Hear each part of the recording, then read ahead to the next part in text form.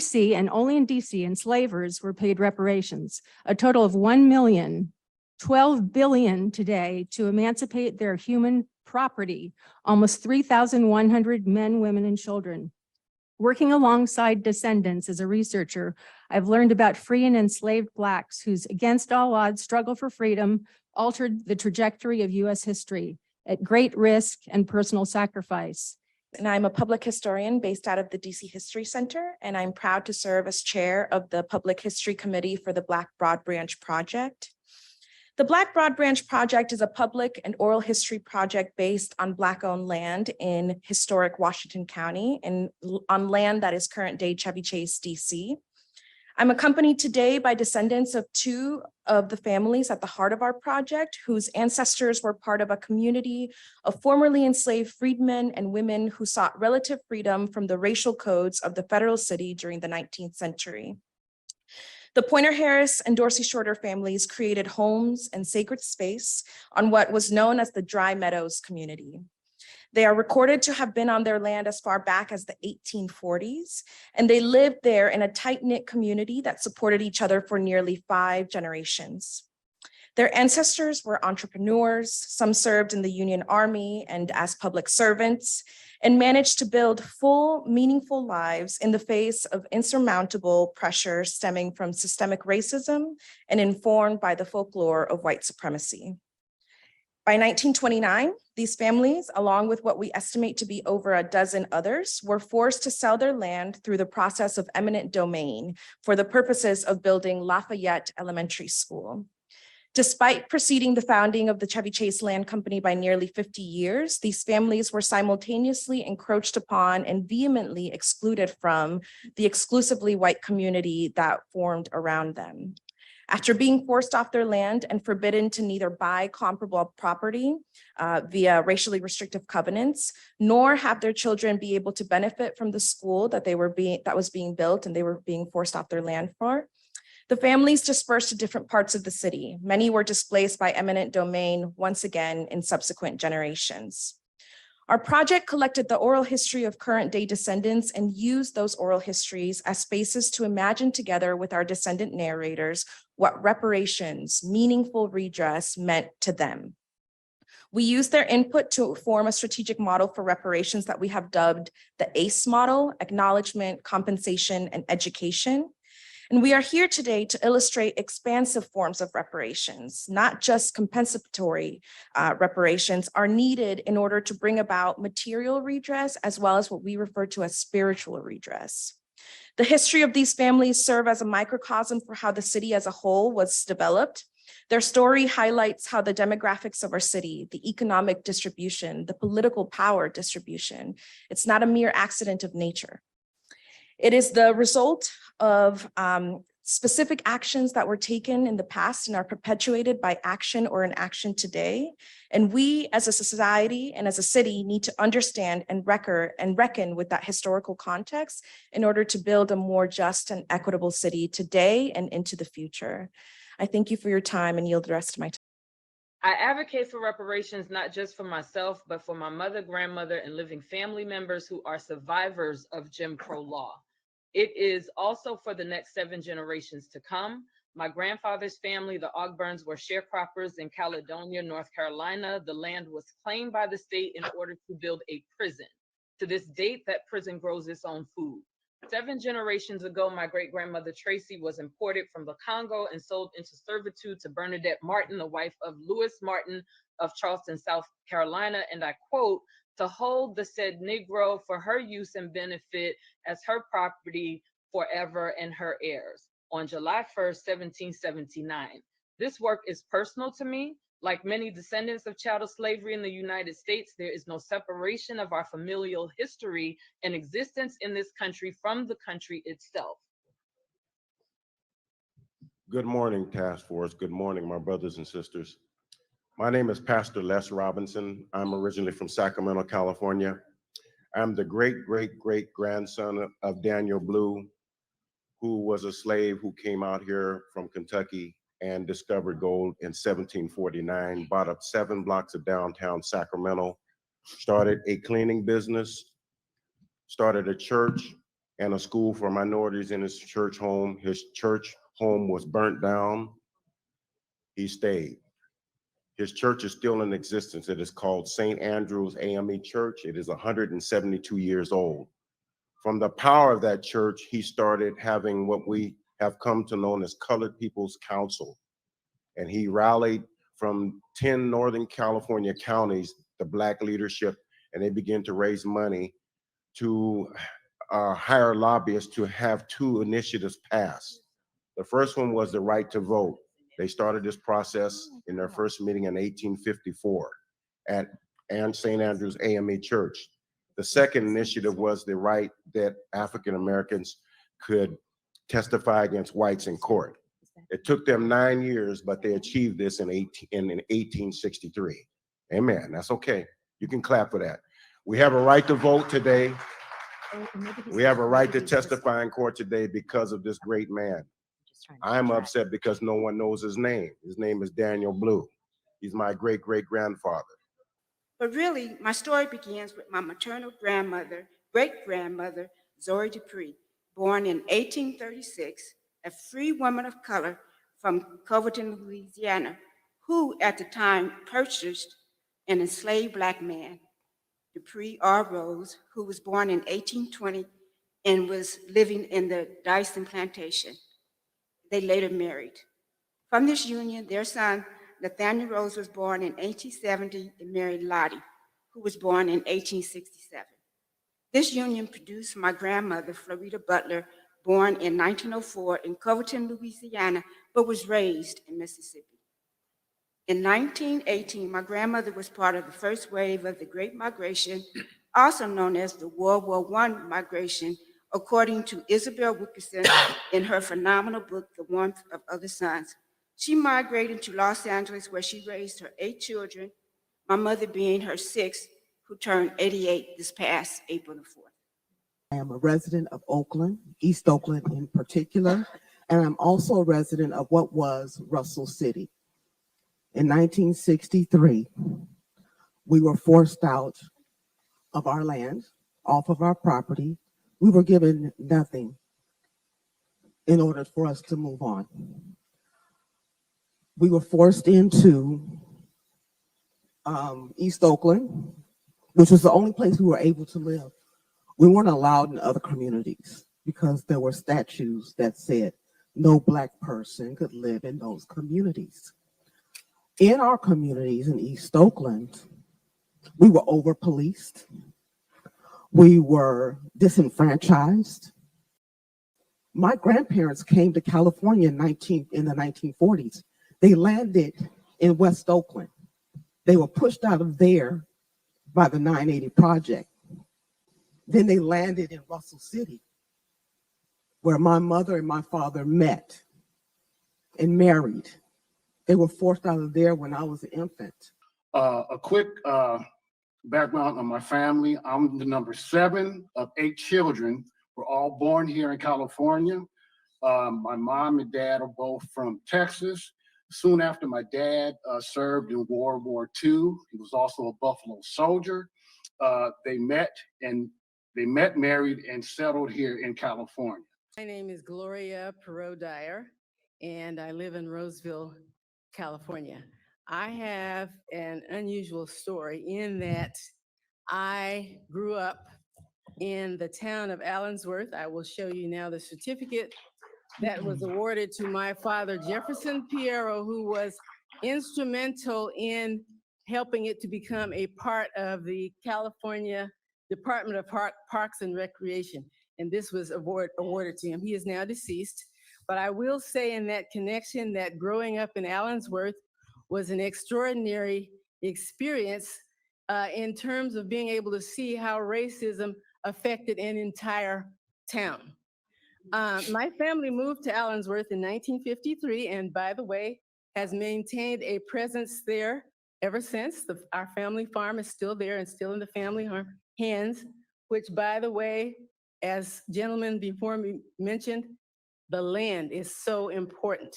My father, when he bought that land, there was no well on it, and the farmers around him, The white farmers all around him had wells. We didn't. Our house had no running water. We had to haul water for like 11 years. Then Sergeant Shriver came to our house. This was President Kennedy's brother-in-law, and helped get wells in the community. But the point I'm going to say, since I have very little time, my family has done a lot to build up the community of Allensworth. And what I wanted to say, it represents something, okay? It represents something because it was built by ex-slaves and so forth. Now, I'm going to try and do my best to cover over 100 years, of our family being here, 172 years in 10 minutes. Our time in Coloma started in 1849, when my great-great-grandfather was brought to California. Picture sits there behind me. His name was Rufus Burgess. That hung over our fireplace for years. My mother always told me, my father, that's your great-grandfather. He was one of the first pioneers to actually arrive in the town of Coloma.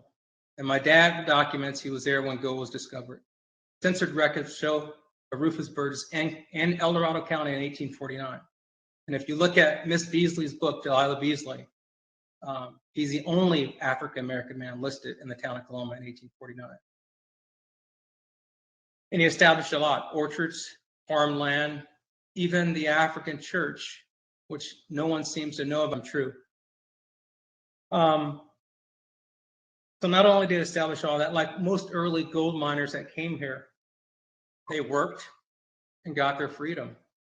Thanks to Marilyn Demas, she was a true historian and a truth seeker. Tina Alexander has been extremely helpful as well in some of the state parks. But thanks to them, I found that not only was he brought here, he was sold once he was here for years. And inside his Bible was an autobiography. I didn't understand why. And I questioned my mom, why does he have the name Nelson? That's Rufus Burgess. And thanks to him, and he tells you his life, he could read and write. He left us a map, a gold mine. But these stories have been unacknowledged by the state of California. It wasn't until my adulthood and my own research that I was able to piece together how, in fact, he became Nelson Bell. I remember as a child going up to Coloma with my Uncle Marion, who was the oldest of the three brothers. They call them the Burgess boys in books that are written today, even though they were grown men. My Uncle Marion, by the time I was old enough to go to Coloma, he could just point and cry. And it wasn't until recently that I realized what those tears represented. In the last 72 hours, thanks to the Department of Justice, I was informed that, yes, laws were actually passed through the legislation to allow the governor, well, not the governor, the attorney general and legislators to condemn property and not pay families. I was also made aware of that my grandfather and his two brothers, my Uncle Marion, were threatened to be prosecuted by the same state that's supposed to be free. Good morning to each of you. I'm Bertha Gaffney Gorman, and I'm honored to have this opportunity to tell my family's story. I hope our story will further the understanding of the legacy of harm, the PTSD that our people suffer caused by my ancestors and their descendants as a result of their enslavement in South Carolina and in Texas, and the discrimination that followed them from Texas to New Mexico to California. My paternal family's enslavement can be traced back to the early 1800s to Charleston, South Carolina, where they were enslaved by white Irish immigrants whose family came to New York in 1797. Records show that Peter and Martha Gaffney owned slaves in New York, but left the city when slavery was officially ended there and moved to Charleston, South Carolina, where slavery was in full force. They already were rich when they arrived in South Carolina, having made their fortune in mercantile in New York. In South Carolina, they expanded their wealth with the ownership of humans. They profit from their labor of the enslaved people who work for them and whose labor they contracted out and whose bodies they sold.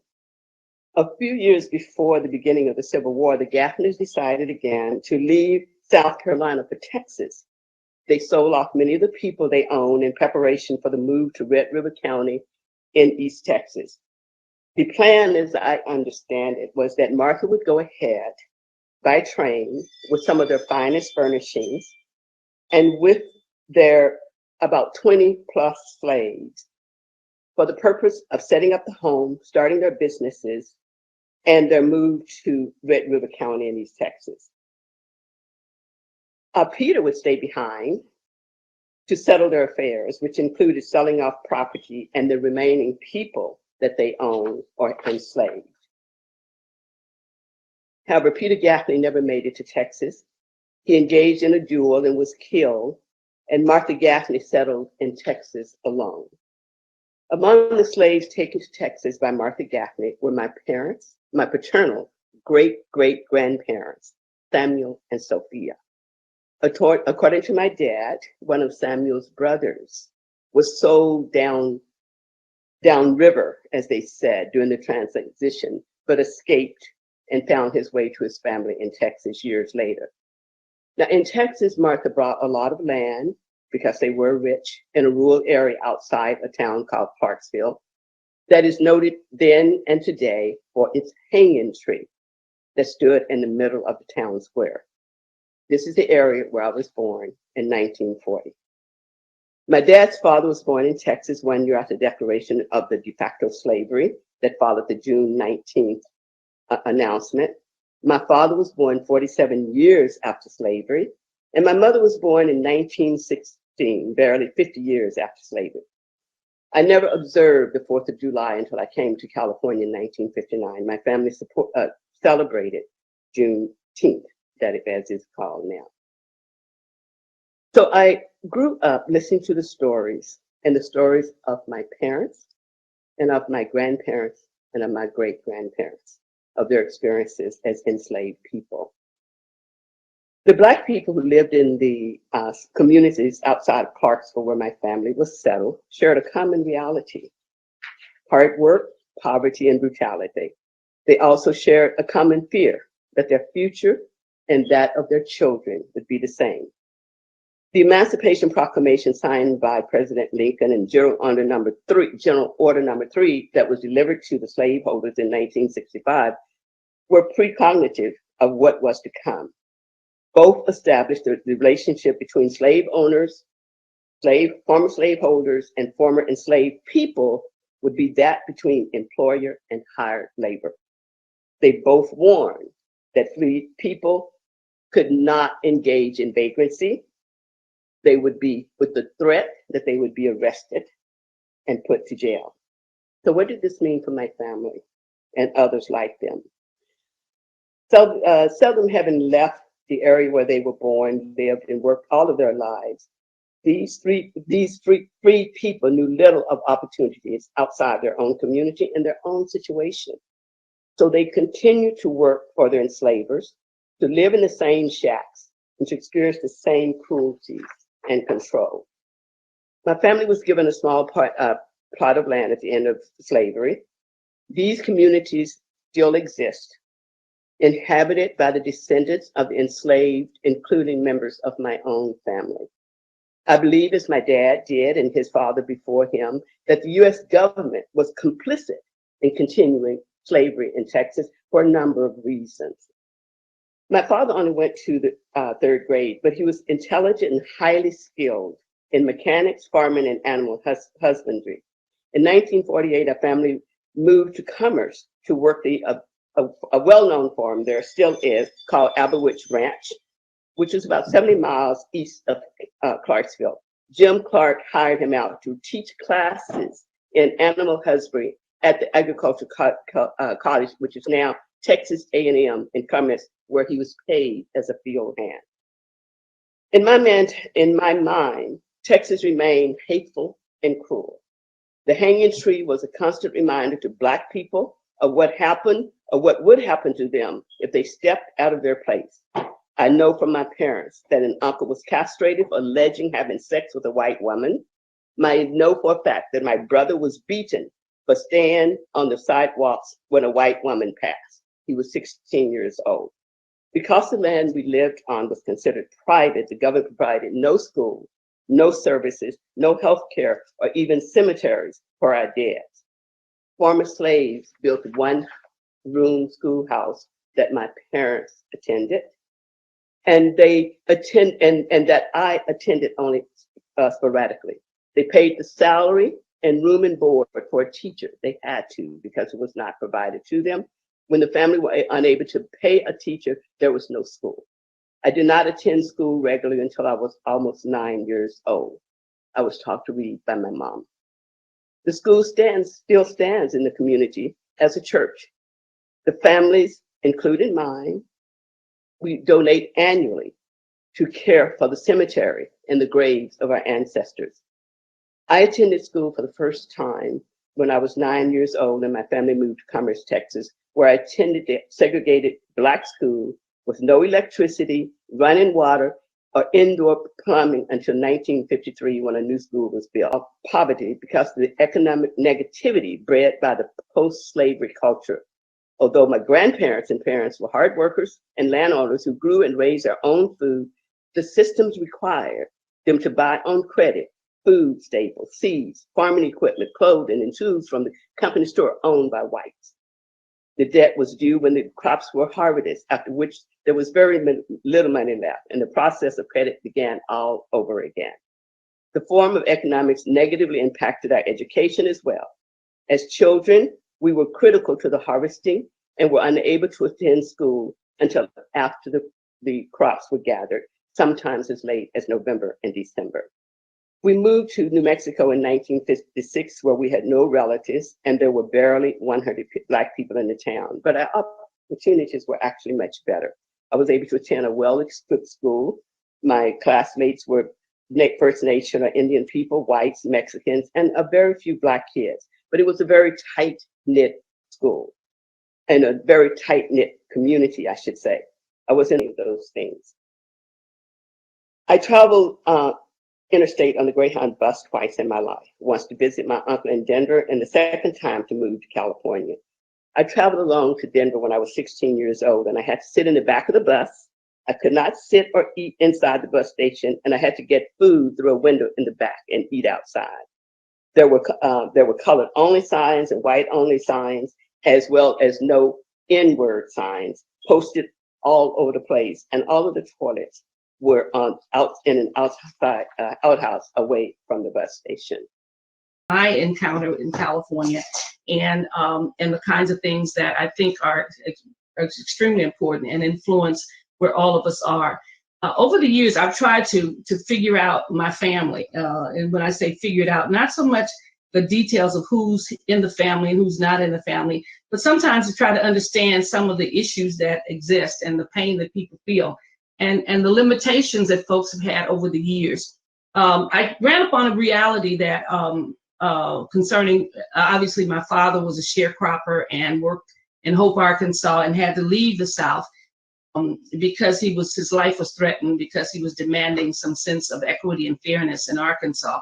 And I've often wondered about his father that I knew as a child, who was always sometimes very mean and very much of a disciplinarian, always very fearful of white people.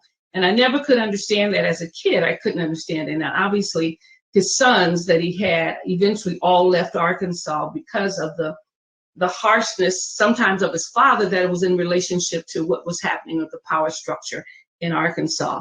As a historian for 40 years working at the university, I came upon a number of discussions because I did my work in Marcus Garvey in the 1920s and knew much about the riots of the Red Summers of 1919 and what have you. And oftentimes those summers are focused upon, St. Louis and Chicago and those kinds of places, but seldom does it go as deep as down into Arkansas. And so I had a chance to really look into some things in Arkansas and ran across Elaine, Arkansas, and discovered that in 1919, Elaine, Arkansas had the worst race riot of any state in the nation. It was considered the deadliest race riot in the United States, deadlier than what happened in Oklahoma and all the other places. And it's interesting that that has never really been, it's now being researched and looked at, but I had to begin to ask myself what impact probably did the race riots of 1919 have on my grandfather, not far from that in Arkansas. Because in that race riot, not only did the incident occur for that moment, but it went from about a month of people really tracking people down in the fields and the cotton fields and the various other areas and basically murdering them. And hundreds of African Americans were murdered during that time to strike a sense of fear in those who were in Elaine, Arkansas. And many people ran and went various other places. But the word of what happened in Elaine was a chilling effect across Arkansas.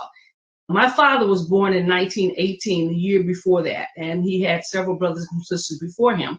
So obviously his father, who had been a sharecropper in Arkansas for many years, and his grandfather, who had been enslaved in Arkansas, Oliver Nash, saw the impact of Elaine, Arkansas, and it created tremendous amount of fear and deference that you just can't rise up, you can't raise those issues, you just can't do those things because the consequences, not only for that person, but for their entire family could be devastating. And they understood the viciousness of Jim Crow. And so when my father, obviously in 1951, decided to challenge what was happening at the way stations, it was very reminiscent of what had happened in Elaine, Arkansas. In Elaine, Arkansas, they were trying to organize the sharecroppers to get better wages for what was happening and fairer weights for themselves at the way station. Because the current system was you could pretty much, if you were a shareholder, if you were a landowner and had people sharecropping for you, you could basically charge them anything you want. You could weigh it and you could basically cheat them out of their wages, which is what often happened. And people knew how hard they worked from year to year and end up with less money every year. And so this was the issue that my father was raising and confronting those whites at the way station. And obviously everyone talked about the fact that it sent chills throughout Hope, Arkansas, because of the fear that would happen to not only him, but eventually his family and others. It was in that spirit and in that concern that obviously my father fled Arkansas, had to be taken out of Arkansas in the middle of the night, put on in a bed of a wagon, taken to a train station in Texarkana, and then sent to my grandmother, my mother's mother, who had left Arkansas some years before, to California. So my father came here with a tremendous amount of obviously bitterness and anger towards the South in terms of what it had done to him, but more committed and determined to make sure that it did not happen to his children. Consequently, my father never allowed us to say yes, sir, no, sir, ever. And even to this day, it is difficult for me to say yes, sir, no, sir. I never say it. Yes, ma'am, no, ma'am. My dad said, if yes and no is not good enough, then nothing is good enough. And he refused to allow any of his children to ever say those words. And it's interesting because I wonder if we actually came from the South, particularly my older brothers and sisters who were 11 and 12 years old when they came to California, never had a sense of deference of yes, sir, no, sir, ever. Even to this day, and they're 80 years old, they've never actually said those words because that was a curse to my father to be able to do that, a sense of disrespect to you as a person. So my father had this kind of radical spirit about him. And some people asked if I didn't inherit that, and I'm sure we all did inherit some of that from my father. But it became real clear that he saw California as an opportunity. And so my family was enslaved here in Georgia. My mother's family is from Buena Vista, Georgia, out in what is now Marion County. Marion County didn't exist at that time. Out in what is now Marion County. My father's family are from Roberta, out in Crawford County, and later moved to Fort Valley. All descend from slavery here in these United States. And on my way here, I passed a bunch of homeless black folks. On the way here, on the way from parking to walk, passing people who need change in the country that they built, in the country that our ancestors built. There are a couple of things that I think we have to keep in mind. And one of them is we have to start having honest and critical conversations about the things that have happened before us and the things we need to do today. Now, respectfully, 16 people getting a housing voucher isn't acceptable, and it shouldn't be acceptable to anyone in this room. Because we deserve more. Our ancestors paid the price for us to have more. I'm from Atlanta for real. Both sides of my family were enslaved in Georgia. Some South Georgia, but my dad's side literally was enslaved in Rockdale County by the Elliots and the Browns. We received 350 acres, and eminent domain took that and paved I-23. Built the country. And the one thing that I always think about, because I am a family historian, with my story, I am from the coast of Georgia, a little county called McIntosh County, midway between Savannah and Jacksonville. I am a Gullah Geechee, a descendant of Sapelo Island, Balali, Bahamut. So, but one of the things that strikes me is that I grew up in McIntosh County. I grew up hearing about Thomas Spalding and all the great things that he did. And then growing up learning that everything that the wealth that's accumulated in his family was built by my family as being slaves on that plantation. And the thing that really strikes you is that nature does not move in straight lines. And so when you're on that coast of Georgia, watching the tide come in, watching the tide go out, and you see the old rice paddies, all straight lines, all straight lines. So when you see that that is taking place in a straight line, someone's hands had to get out there and dig that. So. And then a little bit about me. My grandmother, my mother's family is from Edenton, Georgia, which is about an hour or so south of here, where if you go there today, you can still see the plantations, you can still see the trees planted in rows, you can still see the shacks, you can still see the dirt roads, and ADOS people are living on those dirt roads even into 20 and 23. It looks like a scene from the 1860s. My father's side of the family is from Franklin, Louisiana, where they owned a substantial amount of land until my grandfather and his brother were kidnapped and tortured and beaten until they signed that land over to whites. And we only found out about it because he was diagnosed with dementia before he died and relived the entire experience and spilled the story to us.